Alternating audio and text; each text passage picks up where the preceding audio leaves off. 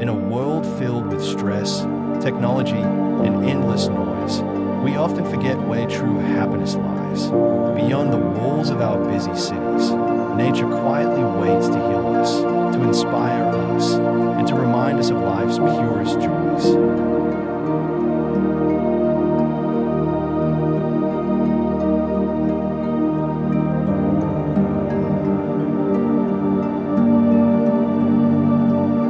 This is a journey into the heart of nature, where true happiness can be found. Why true happiness lies in nature. Modern life often promises happiness through success, wealth, or status, yet people still feel empty inside. True happiness, however, is simple. It is the calm of walking barefoot on grass, the laughter shared under the open sky, and the gratitude we feel when surrounded by the beauty of the earth.